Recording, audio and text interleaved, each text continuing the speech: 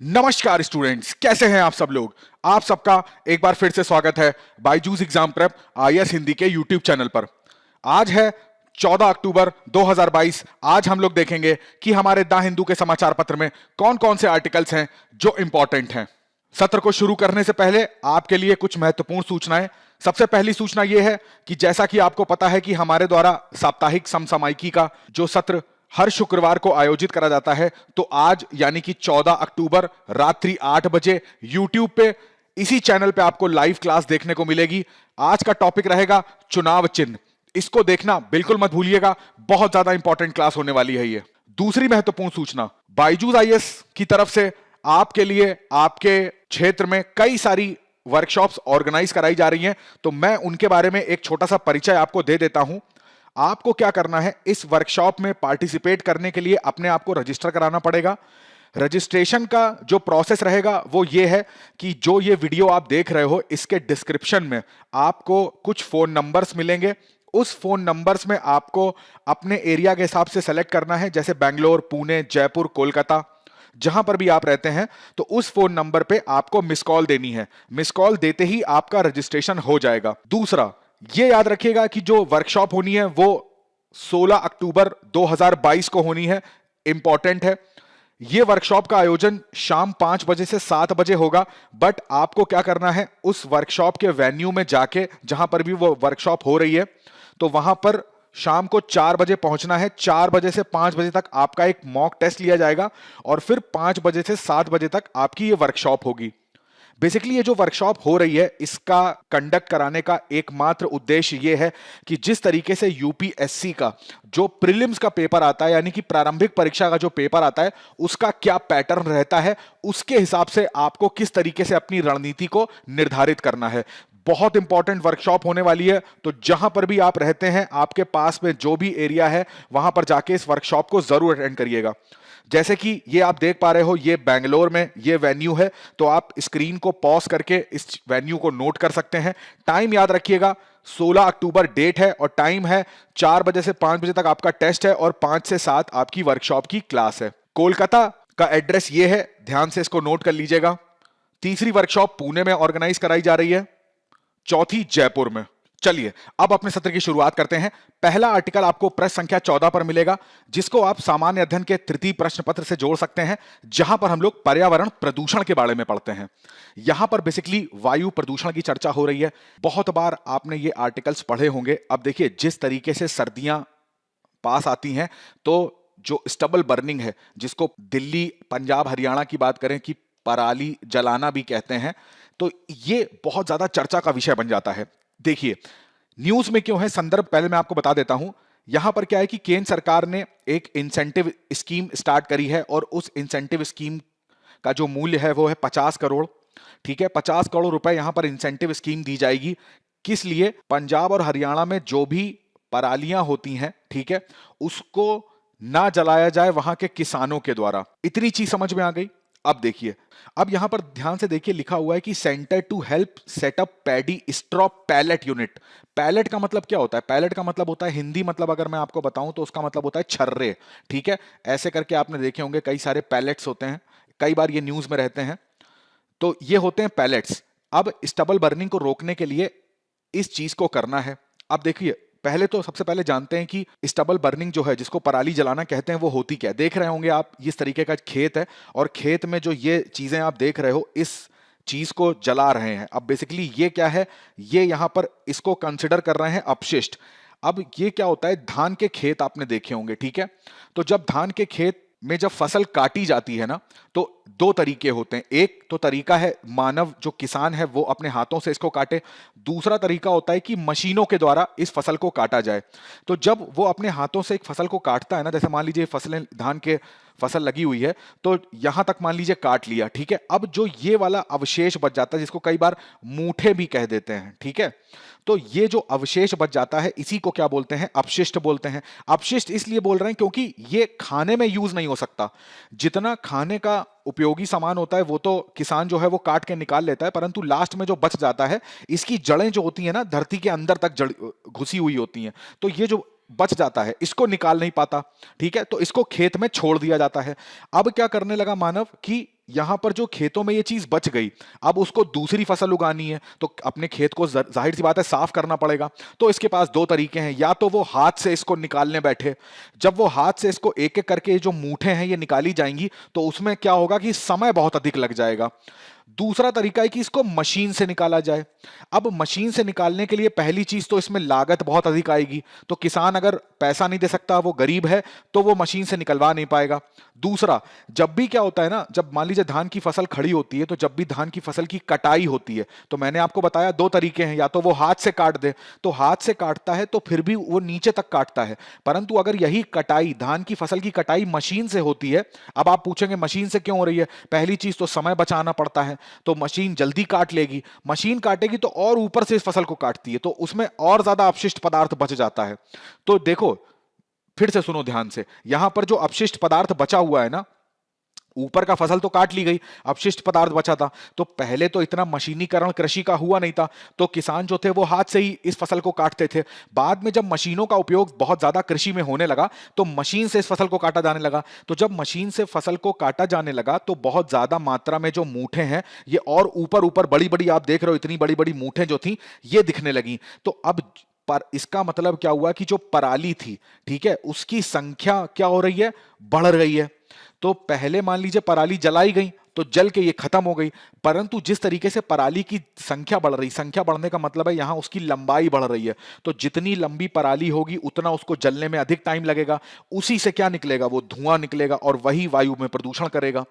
तो पराली जलाने का मतलब समझ में आया? पराली का मतलब केवल ये होता है कि जो भी धान की खेती में जो अपशिष्ट बच जाता है, अपशिष्ट का यहां पे उपयोग, जो शब्द है इसका सीधा सा मतलब है जिसका हम उपयोग नहीं कर सकते हैं, मानव खाने के लिए उपयोग नहीं कर सकता है, ठीक है, तो इसको बोलते हैं पराली, और इसको किसान क्या कर देता है? जला देता है। इतनी बात समझ में आ गई? तो मैंने आपको बताया पराली क्या होती है, तो जो बाकी का बचा हिस्सा होता है, जैसे मैंने आपको बताया उसकी जड़ें कहां पर होती हैं? जमीन में होती हैं। अब यहां पर बात आती है कि इससे खतरा क्या है भाई? तो देखो, सबसे पहले इसको भी मैंने वर्गीकृत कर दिया है, ऐसे ही आप मुख्य उत्तर परीक्षा में ऐसा चाहें तो फिगर बना लें छोटा मोटा जैसा भी, और फिर यहां पर उत्तर लिखना आप स्टार्ट करोगे। वायुमंडलीय प्रदूषण, सबसे पहला नुकसान किसको है? वायुमंडल में किस चीज का नुकसान है? जरा देखिएगा, इसको ध्यान से समझिएगा, एक एक चीज बताऊंगा। पहली चीज तो इससे जो धुआं निकल रहा है उससे क्या हो रहा है? वायु में हो रहा है प्रदूषण। क्यों प्रदूषण हो रहा है? ऐसी उसमें क्या चीजें हैं? तो सबसे बड़ा जो उसमें घटक है वो है CO2, कार्बन डाइऑक्साइड। दूसरा उसका बड़ा घटक है कार्बन मोनोऑक्साइड, और तीसरा सल्फर डाइऑक्साइड। तीनों ही जो है, अब देखिए ग्लोबल वार्मिंग भी कर रही है, कार्बन मोनोऑक्साइड जो है ये हमारे स्वास्थ्य के लिए बहुत हानिकारक है, उसी प्रकार सल्फर डाइऑक्साइड भी हमारे स्वास्थ्य के लिए हानिकारक है। तो ये पर्यावरण में जाके क्या कर रही हैं? पर्यावरण को प्रदूषित करती हैं, ग्लोबल वार्मिंग को बढ़ाती हैं। अब देखो ध्यान से, ग्लोबल वार्मिंग को बढ़ाएंगी तो इसका असर तो बहुत सारी चीजों पर पड़ेगा। तो इसी पराली को आप जोड़ सकते हो किससे? हिमालय के जो ग्लेशियर्स होते हैं ना, तो हिमालय के ग्लेशियर में जो उनके पिघलने की दर है, वो पिघलने की दर क्या हो गई है? बढ़ गई है। तो उसमें भी कहीं ना कहीं किसका रोल है? छोटी सी मात्रा है किस चीज की? पराली के जलाने से जो CO2 निकल रही है वो, ठीक है। अब मानव स्वास्थ्य पर जाहिर सी बात है, जब वायुमंडल को, वायु को प्रदूषित कर रहा है तो वही वायु जब हम इनहेल कर रहे हैं, सांस के माध्यम से अंदर ले रहे हैं, तो हमारे अंदर भी कार्बन मोनोऑक्साइड, सल्फर डाइऑक्साइड जा रही है, PM जो पार्टिकुलेट मैटर कण होते हैं ये जा रहे हैं। तो अब सबसे बड़ी हमको शिकायत क्या होगी? जो श्वसन संबंधी बीमारियां होती हैं, श्वसन तंत्र से संबंधित बीमारियां हैं। दूसरी हृदय संबंधित जो बीमारियां होती हैं वो मनुष्य के लिए होती हैं। प्लस जैसे बात करी जाती है खांसी की या घबराहट आना, तो ये भी देखा जाता है। तो मानव के स्वास्थ्य संबंध पे भी इसका बहुत नेगेटिव प्रभाव पड़ता है। तीसरा देखिए कितना इंपॉर्टेंट है, मृदा स्वास्थ्य के लिए हानिकारक है। अब आप कहोगे मृदा स्वास्थ्य के लिए कैसे हानिकारक है? देखिए मृदा में क्या होता है ना, देखो अब जैसे मान लो ये धान की फसल है, ठीक है, इतनी फसल काट ली गई, अब जो ये बच गया इसी को हम लोग क्या बोल रहे हैं? इसी को हम लोग पराली बोल रहे हैं। अब किसान ने क्या करा? इसको जलाया। अब मैंने आपको बताया, मान लीजिए ये मृदा है, तो मृदा के अंदर तक इसकी जड़ें रहती हैं। तो ऐसा बोला जाता है जब इस पराली को जलाते हैं ना, तो पराली के जलाने से इसमें क्या होगा? जाहिर सी बात है यहां का तापमान बढ़ेगा। तापमान बढ़ेगा तो जो यहां पर मृदा है उसका तापमान बढ़ेगा।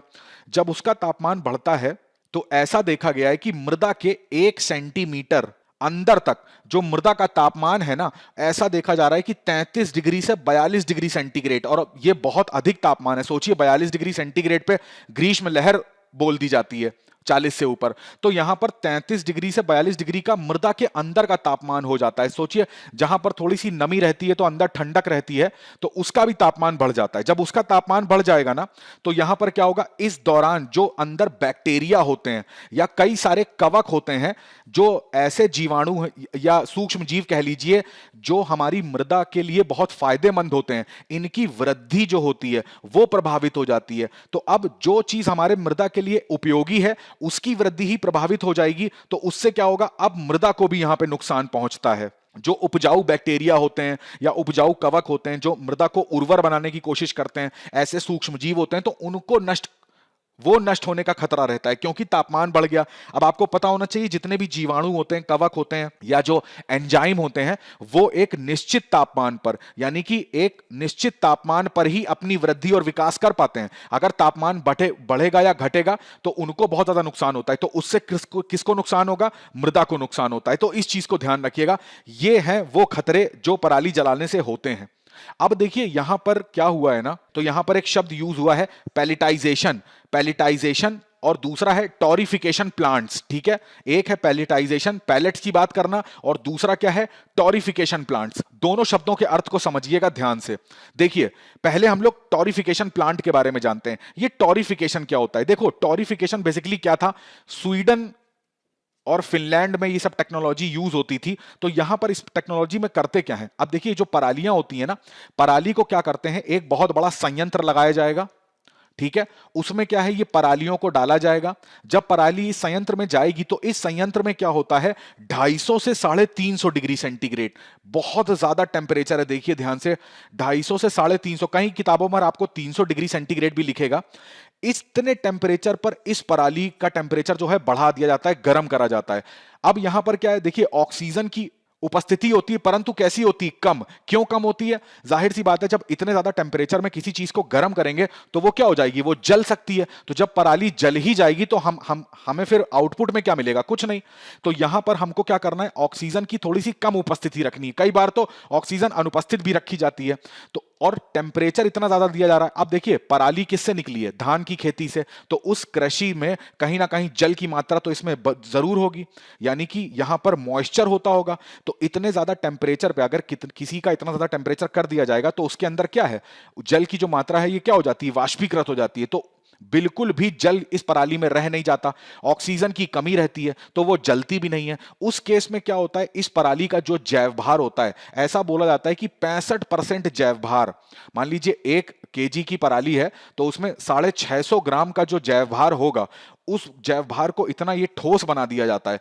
इसी ठोस को, जैसे आप देखते होंगे गोली में छर्रे होते हैं ना बंदूक के, तो उस तरीके से इस तरीके के पेटल्स बना लिए जाते हैं, है ना, इस तरीके के पेटल्स, इन्हीं को पेटल्स बोल रहे हैं। ये पेटल्स क्या होते हैं, ये काम करते हैं कोयले की तरह। ठीक है, यानी कि जो पराली को हम जला के वेस्ट कर रहे थे और उसके जलाने से हमारा इतनी सारी चीजों में नेगेटिव प्रभाव पड़ रहा था, हमने उसी को क्या कर दिया, टॉरिफिकेशन टेक्नोलॉजी की हेल्प से एक जैव कोयले पे, बायो कोल, यानी कि इसको बोले जैव ईंधन पे, जैव ईंधन में हमने क्या कर दिया, कन्वर्ट कर दिया। अब यही जो कोयला हमको मिला, इससे जो कोयला मिला हमको, ठीक है, उस कोयले को हम लोग विद्युत ताप गृह में यूज कर सकते हैं, सीमेंट उद्योग में यूज कर सकते हैं, कई सारी जगह पर उसी ईंधन को हम यूज कर सकते हैं। तो देखो, एक तो जो कोयला है उसका एक विकल्प भी हमने ढूंढ लिया, दूसरा जो पराली जल के वेस्ट हो रही थी हमने उसको भी यूज करना सीख लिया। तो इस टेक्नोलॉजी को बोलते हैं टॉरिफिकेशन टेक्नोलॉजी, और इसी टॉरिफिकेशन टेक्नोलॉजी से जो निकल के आता है उसी को हम लोग पैलेट्स बोलते हैं। तो यहां पर जो वर्ड यूज हुआ है पैलेटाइजेशन और टॉरिफिकेशन, तो ऐसे ही फैक्ट्रीज लगाई जाएंगी पंजाब और हरियाणा में, और किसानों को बोला जाएगा कि भाई अपनी जो ये परालियां आप जला रहे हो ना, इसको निकाल के और कहां पे ले जाओ, इन फैक्ट्रीज में ले जाओ। तो इसमें क्या है कि इनको क्या करा जाएगा, इंसेंटिव दिया जाएगा। ठीक है, अब जब इंसेंटिव मिलेगा तो इनकी आमदनी भी इस पराली को बेचने से हो रही है। तो जाहिर सी बात है, जब किसान को पैसा मिल रहा है तो वो ये काम करके अपनी परालियां जो है वो निकालेगा। तो इस चीज को ध्यान रखिएगा। ये जैसा मैंने आपको बताया कि जो स्वीडिश टेक्नोलॉजी थी ना, उसको हम लोग यूज कर रहे थे। 2019 का आर्टिकल है द हिंदू का, तो काफी समय से इस टेक्नोलॉजी को पंजाब और हरियाणा में यूज किया जा रहा है। देखिए ये एक न्यूज आई थी इंडियन एक्सप्रेस में, उसमें साफ देखिए क्या लिखा हुआ है कि 20,000 मैट्रिक टन, बहुत बड़ी अमाउंट होता है, इतना मैट्रिक टन जो बायोमास है उसको यूज करा गया है थर्मल पावर प्लांट्स में। अब एनसीआर के जो रीजन है वहां पर आपको पता है कि वायु प्रदूषण बहुत बड़ा एक चैलेंज है वहां की सरकार के लिए। तो अगर सोचिए हम लोग 20,000 मैट्रिक टन बायोमास यानी कि जैव भार यूज कर रहे हैं, और ये जो जैव भार है ये आ कहां से रहा है? स्टबल से, पराली से। तो हमने पराली को टॉरिफिकेशन करके हमने किस में कन्वर्ट कर दिया? बायोमास में। और उसी बायोमास को हम लोग यूज किस में कर रहे हैं? हमारे जो ताप विद्युत ग्रह हैं इसमें यूज कर रहे हैं। इसके अलावा अगर अन्य विकल्प की बात करें तो पूसा अपघटक का नाम आपने सुना होगा। ये कुछ ऐसे कैप्सूल्स बनाए गए थे, उस कैप्सूल में क्या था? एक लिक्विड था। तो ये बोला गया कि जो किसान है ना वो अपने खेत में, जैसे ये धान की फसलें हैं उसके बाद काट दिया गया, तो अब क्या बचेगा? यहां पर परालियां बची हैं, ठीक है, मूठे बची हुई हैं, तो यहां पर क्या है कि पूसा अपघटक को यहां पर इसका छिड़काव कर दिया जाएगा। छिड़काव करने से क्या होता है? इसके अंदर जो रसायन है ना वो इन जो मूठे हैं इनको समाप्त कर देगा, इनको यहीं पर खत्म कर देगा। तो ये भी एक सॉल्यूशन है, ठीक है। 20 दिनों में जैसा मैंने आपको बताया कि पिघल जाती है। दूसरा, जो ये अपशिष्ट पराली होती है इसका उपयोग पशु चारा में, खाद में, है ना, ग्रामीण क्षेत्रों में जो घर बनाए जाते हैं, या बायोमास ऊर्जा जैसे मैंने आपको बताया अभी, पैकेजिंग में, ईंधन में, तो इन सारी जगह पर भी हम इसका यूज कर सकते हैं। तो बट होगा क्या? किसान को यहां पर मेहनत करनी पड़ेगी, ये पड़ेगी कि भाई उसको परालियां काट के और बाजार में इन सब जगह बेचनी पड़ेगी। तो उसी के लिए सरकार ने क्या बोला है कि भाई हम आपको इंसेंटिव देंगे अगर आप ये काम करते हैं तो। फिर दूसरी बात है कि मशीनों का उपयोग किसान कर सकता है, बट ये क्या है कि मशीनें जैसी क्या होती है, मैंने आपको बताया कॉस्टली होती हैं। तो यहां पर जो स्टेट गवर्नमेंट है वो इन कॉस्ट पे क्या कर सकती हैं? सब्सिडी दे सकती हैं कि भाई अब मशीन मान लीजिए आती है 10,000 की, तो हम क्या करेंगे, आपको 3,000 रुपए हम सब्सिडी दे रहे हैं, बाकी का पैसा आप मिला के ये मशीन ले आओ, और उससे क्या है कि परालियां अपनी हटा दो। तो ये पूरा आर्टिकल जो था वो मैंने आपको इसका बेसिक भी बता दिया और इसका संदर्भ भी बता दिया। चलिए अगला आर्टिकल आपको प्रश्न संख्या 10 पे मिलेगा। इसको आप सेकंड पेपर से जोड़ सकते हैं, जहां पर हम लोग महत्वपूर्ण अंतरराष्ट्रीय संस्थानों के बारे में चर्चा करते हैं।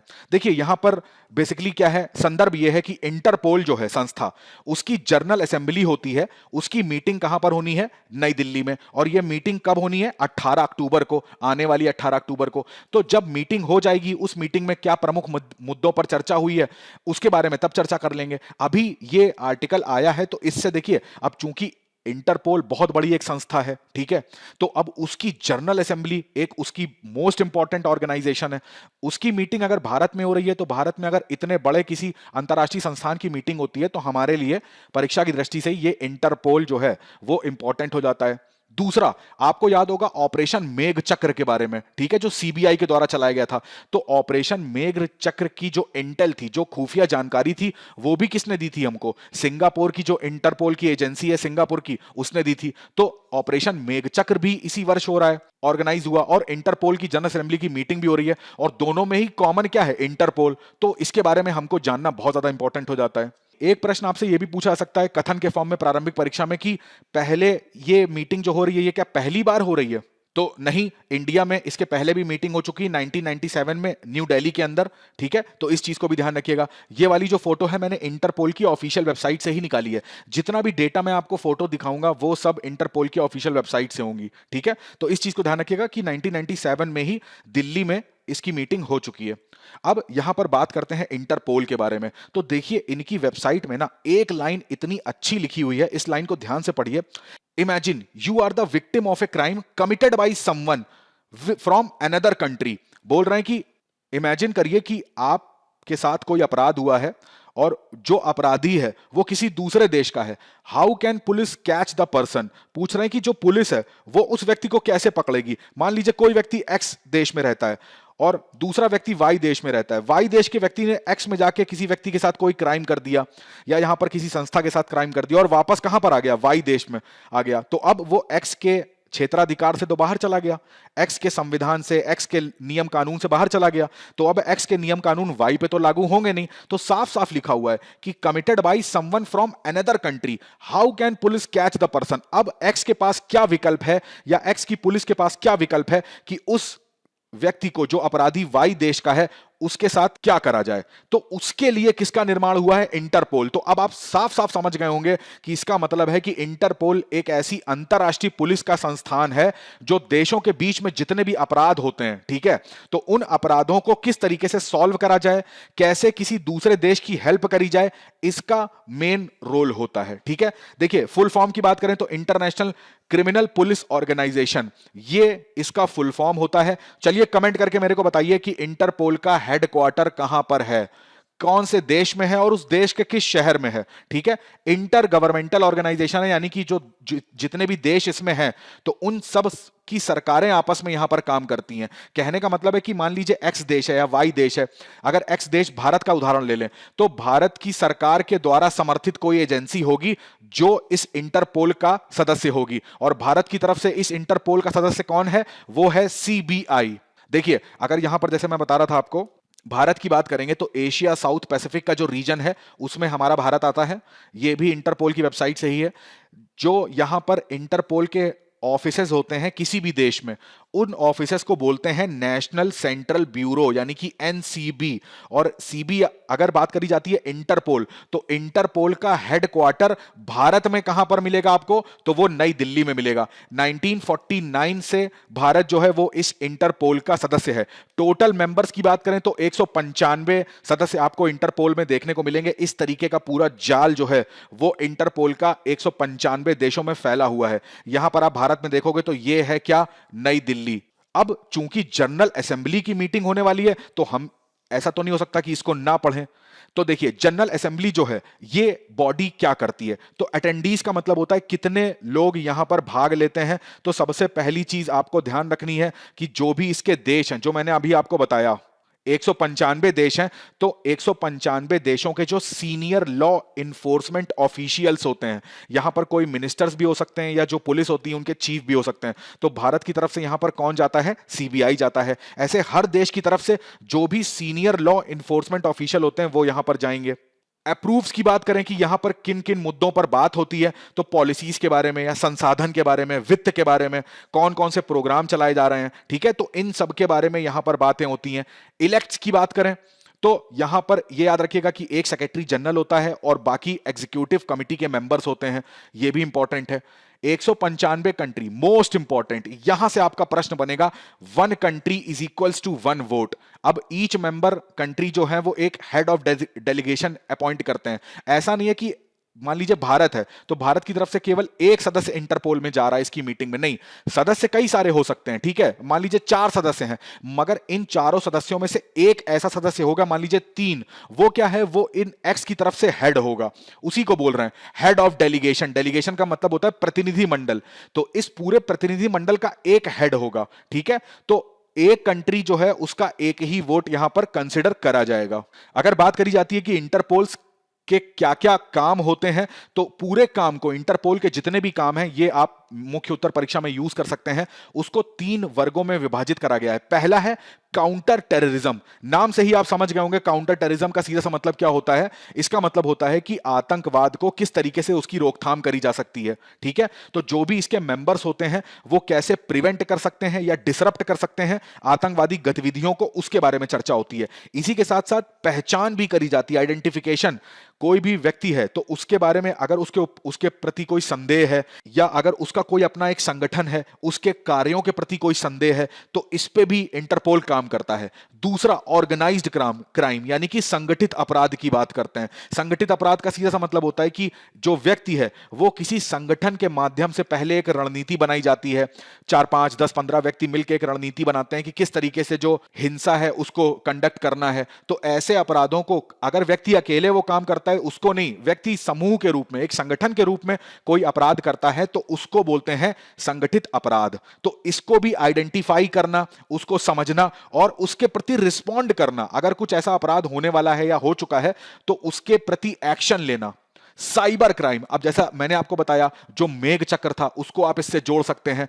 बात करी जाती है चाइल्ड पोर्नोग्राफी की, या साइबर क्राइम में कोई भी टाइप का क्राइम होता है, हैकिंग का, ट्रोजन हॉर्स, तो इस टाइप के जितने भी क्राइम होते हैं उन सब में भी अगर एक देश दूसरे देश में क्राइम, अब देखिए इंटरनेट के माध्यम से तो कोई भी कहीं भी बैठ के कोई क्राइम कर सकता है, तो यानी कि उसमें एक देश के भौगोलिक क्षेत्र के बाहर भी हो सकता है, तो जैसे ही भौगोलिक क्षेत्र के बाहर जाएगा तो किसका काम आ जाएगा, इंटरपोल का।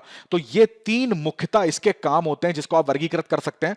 बहुत आसान है, देखिए पहला आतंकवाद हो गया, दूसरा संगठित अपराध और तीसरा साइबर क्राइम। अगर आप इनके काम की बात करोगे तो ये तो वर्गीकृत मैंने आपको बताया जिस तरीके से आतंकवाद, साइबर क्राइम और ये संगठित अपराध, इसमें क्या करना, फॉरेंसिक रिपोर्ट का जो भी क्रिमिनल है उसको एनालिसिस करना, ठीक है, कुछ स्पेशल प्रोजेक्ट्स, कोई नवाचार अगर हो सकता है, मान लीजिए फिंगरप्रिंट की कोई नई टेक्नोलॉजी, डीएनए सैंपल को पहचानने की कोई नई टेक्नोलॉजी। इसी के साथ साथ देखिए कितना इंपॉर्टेंट काम है कैपेसिटी बिल्डिंग, केवल चोरों को पकड़ना, अपराधियों को पकड़ना या अपराध को उजागर करना यही काम नहीं होता है, कैपेसिटी बिल्डिंग का भी काम होता है। यानी कि अगर कोई देश में, ठीक है, कोई देश इनका सदस्य है तो उस देश में वहां के जो पुलिस है उसको ट्रेन करना, नई टेक्नोलॉजीज के बारे में बताना, क्राइम्स के क्या क्या आयाम हो सकते हैं उनके बारे में उनको ट्रेनिंग देना, तो ये भी इनका काम होता है। फ्यूजिटिव की बात है, जैसे भगोड़े की बात करते हैं ना, यहां पर एक व्यक्ति है वो उसने किसी देश में क्राइम करा और भाग के दूसरा देश चला गया, तो यहां पर ये भी इनका काम होता है, ठीक है। डेटा का मैनेजमेंट करना, कोऑर्डिनेशन करना देशों के जो सेंट्रल एजेंसियां हैं उनके बीच में।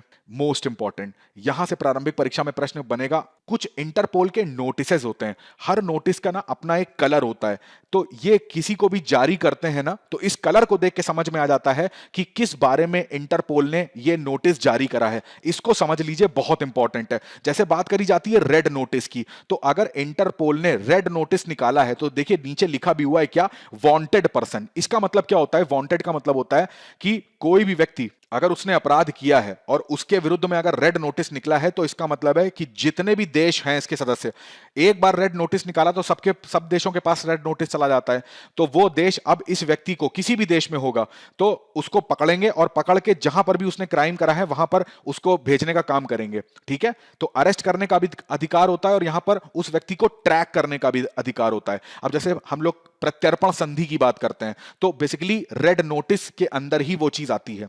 दूसरी बात करते हैं येलो नोटिस की, तो येलो नोटिस का मतलब क्या होता है, साफ लिखा हुआ है मिसिंग पर्सन, जो भी व्यक्ति लापता हो जाते हैं या मान लीजिए किसी का किडनैप हो गया है, ठीक है, तो उस केस में यह नोटिस जारी होता है कि भाई इस व्यक्ति की इस नोटिस में उस व्यक्ति के बारे में जानकारी है, तो उसको फिर सारे देश क्या करेंगे, अब ट्रैक करने की कोशिश करेंगे। अब जैसे लिखा हुआ है ग्रीन नोटिस, तो ग्रीन नोटिस का मतलब क्या है, देखिए वार्निंग एंड इंटेलिजेंस। वार्निंग का मतलब क्या है कि किसी व्यक्ति, कोई व्यक्ति है, ठीक है, अब किसी देश के अंदर वो कुछ इलीगल एक्टिविटी कर रहा है, ऐसी कुछ गतिविधियां कर रहा है, तो उसके बारे में जब इंटरपोल को पता लगता है तो इंटरपोल फिर ये नोटिस जारी करती है कि भाई इसके द्वारा जो भी क्रियाकलाप कराए जा रहे हैं तो उससे हो सकता है कल को जो सार्वजनिक सुरक्षा है, लोगों की जो सुरक्षा है, ठीक है, ये दंगा भड़कना, हिंसा भड़कना, तो इसके चांसेस हैं, ठीक है, तो उसके लिए क्या है, खतरा है, तो ऐसी वार्निंग यहां पर जारी करी जाती है। ऑरेंज नोटिस की बात करें, देखिए लिखा हुआ है इमिनेंट थ्रेट। इसका मतलब होता है कि कोई भी व्यक्ति है, ठीक है, या फिर मान लीजिए कोई घटना है, कोई वीडियो है, ऑडियो है, कोई भी ऐसी एक्टिविटी हो रही है, कोई वस्तु ऐसी है, ठीक है, ये कुछ ऐसी चीजें हैं जिनसे सार्वजनिक सुरक्षा के लिए खतरा हो सकता है, तो उसके लिए क्या है, इमिनेंट थ्रेट का मतलब है कि खतरा है। अब वो वस्तु से भी हो सकता है, वो किसी व्यक्ति से भी हो सकता है, वो किसी बात करी जाती है घटना से भी हो सकता है, तो उस केस में ऑरेंज नोटिस जारी करा जाता है। पर्पल नोटिस के लिए क्या होता है, देखिए लिखा हुआ है मॉडस ऑपरेंडी। मॉडस ऑपरेंडी का मतलब होता है, अब जैसे कुछ अपराधी होते हैं तो वो मान लीजिए कहीं पर अपना अड्डा बना लेते हैं और वहां से सारी जो हिंसक गतिविधियां हैं वो कर रहे होते हैं, तो ऐसे स्थान को जहां जहां से अपराधी जो है वो अपना काम कर रहा होता है, वो किसी का अपहरण करने की कोशिश करता है और यहां पे लाके रखता है, या फिर अपने छिपने के लिए उस स्थान का प्रयोग कर रहा है, तो स्थान का प्रयोग की बात होती है तो पर्पल नोटिस यहां पर जारी होता है। जैसे लिखा हुआ है कि यूएन का ये जो एक कलर का नोटिस होता है, Interpol UN security council special notice, तो ये उनके लिए होता है कि मान लीजिए यूएन ने किसी व्यक्ति को क्या कर दिया है, प्रतिबंधित कर दिया है। अब वो प्रतिबंधित व्यक्ति कोई ऐसी क्रियाकलाप करता है तो उसको ट्रैक करने के लिए कौन सा नोटिस जारी होता है, ये वाला। अब जैसे यहां पर बात करी जा रही है ब्लैक नोटिस की, तो यहां पर लिखा हुआ है अनआइडेंटिफाइड बॉडीज। अब मान लीजिए कहीं पर कोई अटैक होता है या फिर कुछ ऐसा होता है और वहां पर शवों की पहचान नहीं करी जा रही है, पहचान हो नहीं पा रही है, तो उसके केस में ब्लैक नोटिस जारी होता है। इसी तरीके से ब्लू की बात करते हैं तो किसी व्यक्ति के बारे में या वस्तु के बारे में, स्थान के बारे में कुछ एडिशनल इंफॉर्मेशन देनी होती है, तो यहां पर ब्लू नोटिस जारी करा जाता है। तो ये बहुत इंपॉर्टेंट है, इसको ध्यान रखिएगा। ये ऐसा डायरेक्ट पूछ सकते हैं कि भाई रेड नोटिस जो है बेसिकली ये बहुत ज्यादा यूज होता है यहां पर, तो इसको ध्यान रखिएगा।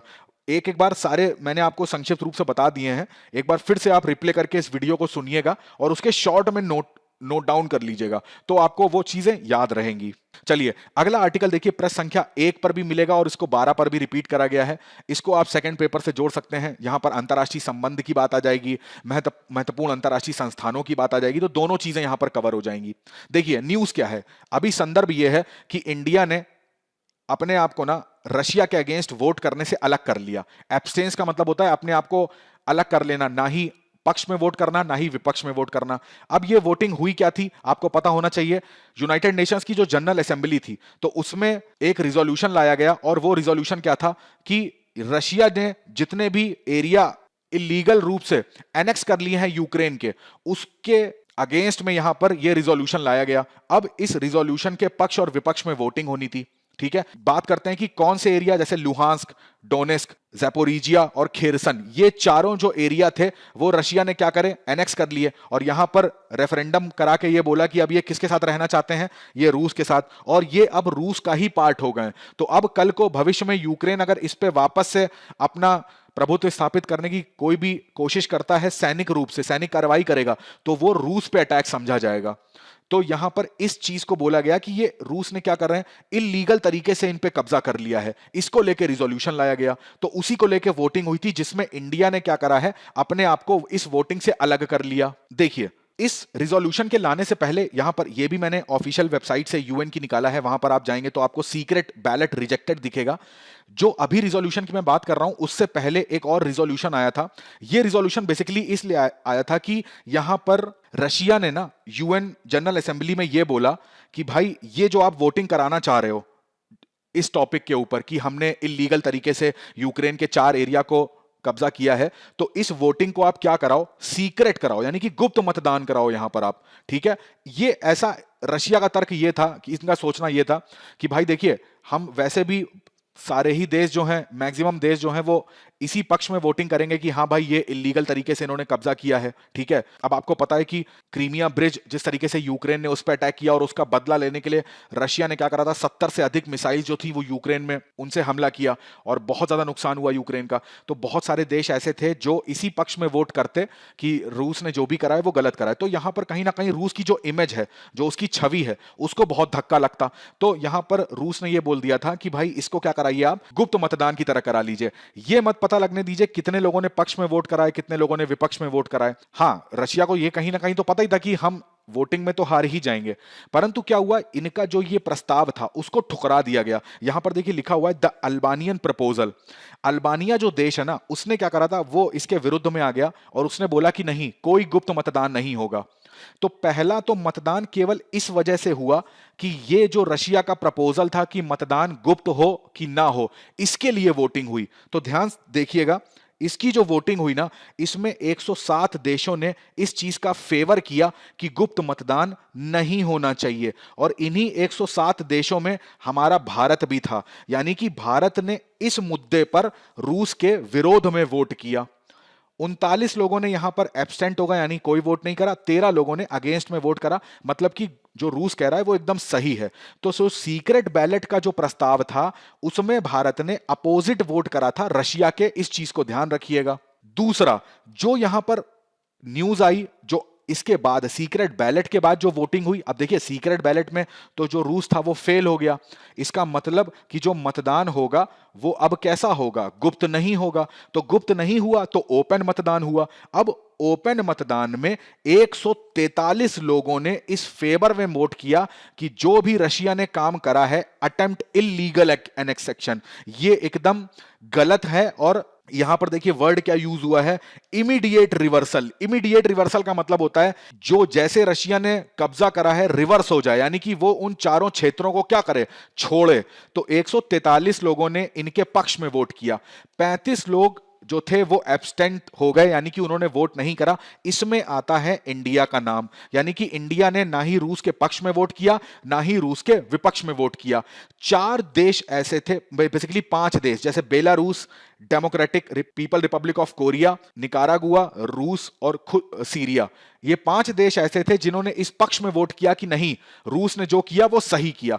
यहां पर यह बात आई कि इमीडिएट क्या करा जाए, रिवर्सल करा जाए। जो भी रशिया क्लेम कर रहा है अपना एनेक्सेशन, उस यहां पर डिमांड करी गई कि इमीडिएट ये क्या करे, डिक्लेयर कर दे और इस चीज में रिवर्स हो जाए, यानी कि वापस हो जाए। देखिए, इन फेवर में 143 लोग थे, अगेंस्ट में 5 लोग थे और एब्सेंटीज में 35 लोग थे। तो इस चीज को ध्यान रखिएगा। अगला आर्टिकल देखिए, आपको प्रश्न संख्या 1 और 7 दोनों पर मिलेगा। इसको आप विज्ञान एवं प्रौद्योगिकी से, थर्ड पेपर से आप जोड़ सकते हैं, कृषि से भी इसको आप जोड़ सकते हो, ठीक है। तो अब देखते हैं जरा बात क्या हो रही है। 2 पेजेस में न्यूज निकली है। तो पहले पेज में, ये तो फ्रंट पेज की न्यूज थी कि नेक्स्ट जनरेशन लॉन्च व्हीकल, यानी कि यहां पर बात किसकी हो रही है, एनजीएलवी। आपने पीएसएलवी के बारे में पढ़ा होगा, जीएसएलवी, एसएसएलवी भी हमने पढ़ा। अब इसरो किस दिशा में काम कर रहा है, एनजीएलवी के बारे में। तो ये तो फ्रंट पेज की न्यूज थी जिसको आप विज्ञान एवं प्रौद्योगिकी से जोड़ सकते हो।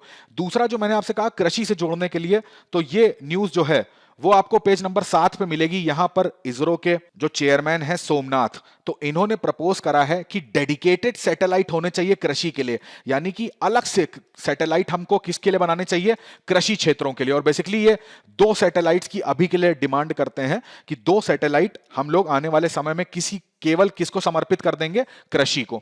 तो एक एक करके न्यूज को जरा देखते हैं। सबसे पहले इस न्यूज पे नजर डालते हैं जो नेक्स्ट जनरेशन लॉन्च व्हीकल की यहां पर बात करी जा रही है। देखिए, यहां पर इसरो के चेयरमैन ने बोला है कि हमने पीएसएलवी को तो ये क्या बोलते हैं, यहां पर देखिए लिखा भी हुआ है, इसको आप मेंस उत्तर लेखन में जरूर यूज करिएगा ये सब वर्ड। ट्रस्टेड वर्क हॉर्स, यानी कि ये हमारा ऐसा वर्क हॉर्स है जो एकदम ट्रस्टेड है। और आपको पता है सबसे मैक्सिमम सक्सेस रेट किसका है यहां पर, पीएसएलवी का, ठीक है। उसके बाद हमने एक बाहुबली बनाया अपना उपग्रह लॉन्च व्हीकल, तो उसको हम लोग क्या बोल रहे हैं, जीएसएलवी बोलते हैं। अब इसमें MK2 और MK3 दोनों ही है मेरे पास। क्रायोजेनिक इंजन का भी यूज हम लोग इसमें कर चुके हैं। उसके बाद हमने SSLV बनाया। हालांकि वो प्रोजेक्ट जो था, जो पहला परीक्षण था, वो अंत समय जाके फेल हुआ, परंतु हमें इसकी कम से कम हमें अपनी कमियां पता लग गई और दूसरा हमारे पास ये तकनीक भी आ गई कि हम SSLV को लॉन्च कर सकें। अब यहां पर बात हो रही है नेक्स्ट जनरेशन लॉन्च व्हीकल की। अब नेक्स्ट जनरेशन लॉन्च व्हीकल, ये तो इनका प्रपोजल है। जब ये चीजें पूरी तरीके से ऑपरेशनल होंगी तब इसके बारे में और ज्यादा अच्छे से चीजें निकल के आएंगी। अभी के लिए इतना जानिए कि जो ये नेक्स्ट जनरेशन लॉन्च व्हीकल होगा ये कैसा होगा। देखिए, सबसे पहली चीज यहां पर लिखी है कॉस्ट एफिशिएंट, यानी कि इसकी जो लागत होगी ना वो बहुत कम होगी। इसीलिए तो हमने एसएसएलवी बनाया है। एसएसएलवी की लागत भी कम है, इसको बनाने में जो समय लगता है वो भी कम है, तो हम इसको बहुत अधिक मात्रा में इसका यूज कर सकते हैं। उसी तरीके से हम लोग एनजीएलवी को भी बनाएंगे तो उसकी लागत भी कम रखेंगे। एक 3 स्टेज का इसमें प्रलोदक यूज होगा। दूसरा, यहां पर रीयूजेबल होगा। रीयूजेबल का मतलब क्या है, देखो ध्यान से, अगर इस रॉकेट को आप ध्यान से देख रहे हो तो इसके ऊपर क्या होता है, पेलोड होता है। पेलोड का मतलब है जो सैटेलाइट वगैरह है, जो भी हमें अंतरिक्ष में ले जाना है, ये तो पूरा रॉकेट होता है, इसी में स्टेज डिवाइड होते हैं। जब ये अंतरिक्ष में जाता है तो ये जो पेलोड है ये इससे अलग हो जाता है और अपनी कक्षा में स्थापित हो जाता है। परंतु ये जो रॉकेट है ये तो हमारे लिए नष्ट हो जाता है, ये तो बेकार है ना, इसका दोबारा तो यूज हम लोग कर नहीं सकते हैं। अब क्या है, यहां पर रीयूजेबल की बात कर दी है। कितनी बड़ी बात यहां पर बोली गई है कि हम इस रॉकेट को, यानी कि अब इसको हम दोबारा से रीयूज कर सकते हैं और केवल हल्के वजन के लिए नहीं, हैवी लिफ्ट व्हीकल के लिए। पेलोड की कैपेसिटी देखिए आप कितनी है, 10 टन की कैपेसिटी यहां पर बोली गई है इसरो के चीफ द्वारा, यानी कि 10 टन का जो पेलोड है वो हम अंतरिक्ष में लेके जा पाएंगे। और दूसरी इंपॉर्टेंट बात है यहां पर जो बात करी जा रही है, ध्यान से देखिएगा, वो है जीओटी के बारे में, यानी कि जियो स्टेशनरी ट्रांसफर ऑर्बिट। जियो स्टेशनरी ट्रांसफर ऑर्बिट में हम लोग इसको ले जाएंगे 10 टन के पेलोड को। अब यहां पर यह भी जानना आपके लिए आवश्यक है कि जियो स्टेशनरी ये ऑर्बिट होता क्या है। तो देखिए, जैसे मान लीजिए पृथ्वी है, ठीक है, तो पृथ्वी आपको पता है, ये मान लीजिए पृथ्वी की भूमध्य रेखा है। तो जियो स्टेशनरी का मतलब क्या होता है, जो सैटेलाइट है वो इसी भूमध्य रेखा के चारों ओर चक्कर काटता है, स्थिर, ठीक है। आप जिस भी समय किसी जियो स्टेशनरी सैटेलाइट को अंतरिक्ष में देखेंगे, जिस भी टाइम पर, वो उसी टाइम पर आपको अंतरिक्ष में दिखाई देगा। वो पृथ्वी के समतुल्य ही गति करता है और भूमध्य रेखा के चारों ओर गति करता है। यहां पर बात हो रही है कि जियो स्टेशनरी ट्रांसफर, इसका मतलब क्या है। देखिए, यहां पर आपको ये चीजें समझनी होंगी, 2 चीजें। पहली चीज, आपने भूगोल में इस चीज को पढ़ा होगा, इसे मैं यहां पे बताता हूं आपको। जैसे मान लीजिए ये पृथ्वी है, तो अगर पृथ्वी के ऐसी कोई कक्षा है, ये वाला जो पोजीशन है और एक ये वाली पोजीशन है, एक एक्स और एक वाई। जो एक्स पोजीशन है वो पृथ्वी के सबसे पास है, जो वाई पोजीशन है वो पृथ्वी के सबसे दूर है। तो जो पास पोजीशन होती है इसी को हम लोग क्या बोलते हैं, पेरिजी बोलते हैं। जो वाई पोजीशन होती है इसी को हम लोग क्या बोलते हैं, एपोजी बोलते हैं। ठीक है, अब देखिए जो हमारा जियो स्टेशनरी ऑर्बिट ट्रांसफर ऑर्बिट है ना, उसमें क्या होगा, हमने पृथ्वी से कोई उपग्रह छोड़ा और ये जियो स्टेशनरी ट्रांसफर ऑर्बिट में कैसे मूव करेगा। ये एक इलेप्टिकल का मतलब है कि परवलयाकार पथ में मूव करेगा। एक बार ये पृथ्वी के सबसे ज्यादा निकट आएगा और एक बार ये पृथ्वी के सबसे ज्यादा दूर होगा। केवल इतना ही नहीं, मान लीजिए उपग्रह जो है वो ऐसे मूव कर रहा है, ठीक है, गति कर रहा है। अब इस गति के दौरान वो क्या करेगा, यहां पे अचानक से उसको अगर अपनी कक्षा छोड़नी होती है तो उसके अंदर क्या लगे होते हैं, थ्रस्ट लगे होते हैं, है ना। तो ये थ्रस्ट ऑन करेगा। थ्रस्ट ऑन करने का मतलब है कि उसको ऊर्जा मिलेगी, वो जो ईंधन है यहां पर उसको यूज करेगा। और ईंधन में क्या लग रहा है यहां पर, ये सेमी क्रायोजेनिक है, इस चीज को भी ध्यान रखिएगा। तो जैसे उसने इंजन ऑन करा, वो इस कक्षा को छोड़ के दूसरी कक्षा में चला जाएगा। ठीक है, अब वो यहां पे मूव करने लगा, फिर कुछ समय के बाद वो हो सकता है ऐसी कक्षा में चला जाए। तो इस तरीके से जब ये कक्षाओं को चेंज करेगा और एक परवलयाकार पथ में, जियो स्टेशनरी ऑर्बिट में जब वो मूव करता है, तो इसी को बोलते हैं क्या, जियो स्टेशनरी ट्रांसफर ऑर्बिट।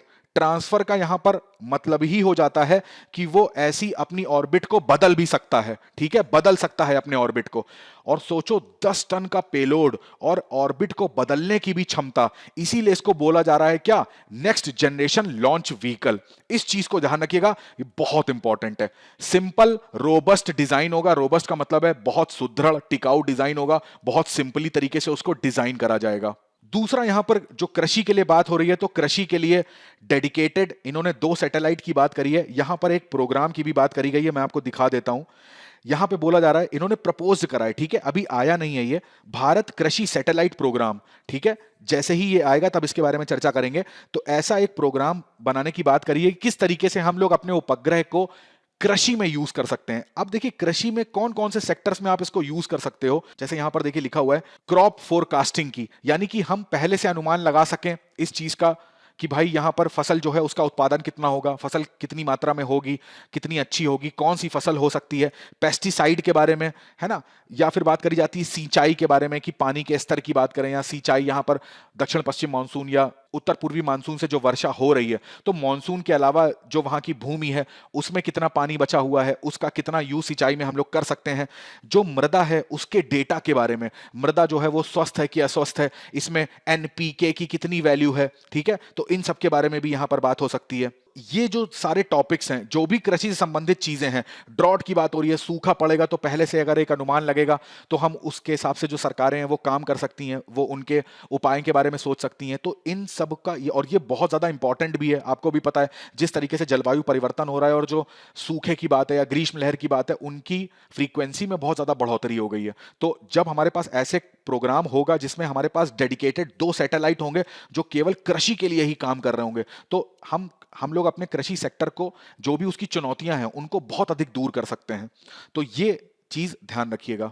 उसके अलावा यहां पर एक और सुझाव दिया गया है कि डिपार्टमेंट ऑफ एग्रीकल्चर जो है, ठीक है, उस वही कृषि जो है वही इन सैटेलाइट को ओन करेगा, मतलब उनका स्वामित्व उसी के पास होगा। उसी के साथ साथ एक और काउंसिल यानी कि परिषद बनाने की यहां पर सोमनाथ जी ने बात करी है, वो है अर्थ ऑब्जर्वेशन काउंसिल। ठीक है, तो ये जो काउंसिल है इसका काम ही होगा क्या, कि जो भी अर्थ ऑब्जर्वेशन की कैपेबिलिटीज होती हैं उसमें जो कमियां हैं उनको उजागर करो और उनको किस तरीके से हम लोग टैकल कर सकते हैं। ठीक है, तो इस आर्टिकल को ध्यान रखिएगा। चलिए आज मैं आपसे 2 प्रश्न पूछता हूं, चूंकि यहां पर इसरो की बात हुई है तो आपको बताना है कि नाविक क्या है। ठीक है, ये बताइए क्या है, फुल फॉर्म के अलावा भी बताइएगा कि ये है क्या।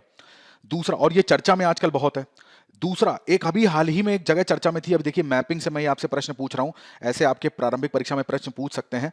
Born home, BORNHOLM, born home island, ये जो द्वीप है ये बहुत चर्चा में था, बताइए ये कहां पर है और क्यों चर्चा में था। चलिए अब मुख्य परीक्षा अभ्यास प्रश्न पर नजर डालते हैं।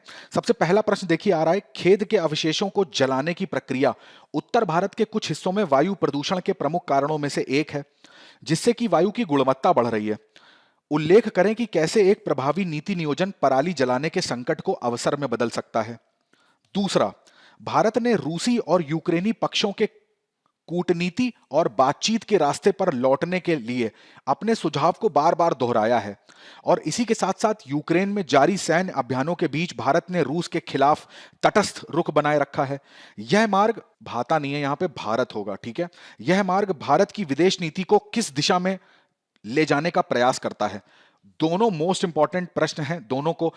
पहले वाले प्रश्न के मैंने सारे आयाम आपको बता दिए हैं, दूसरे वाले प्रश्न के आयाम आपको स्वयं लिखने हैं यहां पर कि क्या ऐसा हम किस दिशा में जा रहे हैं, ये जरूर बताइएगा। चलिए आज के सत्र में बस इतना ही रखते हैं। मैं आशा करता हूं जो मैंने आर्टिकल्स आपको बताए हैं वो आपको अच्छे से समझ में आ गए होंगे। क्वेश्चंस के आंसर जरूर कमेंट करिएगा, ये भी बताइएगा कि आपको सत्र कैसा लगा। मैं हर एक व्यक्ति के कमेंट पढ़ता हूं और मुझे बहुत अच्छा लगता है जब आप कमेंट करते हैं। अगले सत्र में आपसे फिर मुलाकात होगी कुछ नए आर्टिकल्स के साथ। तब तक अपनी पढ़ाई करते रहिए, स्वस्थ रहिए। चैनल को लाइक शेयर और सब्सक्राइब करना बिल्कुल मत भूलिएगा। और सबसे मोस्ट इंपॉर्टेंट, अपने माता पिता का बहुत सारा ध्यान रखिएगा। आप सभी का बहुत बहुत धन्यवाद।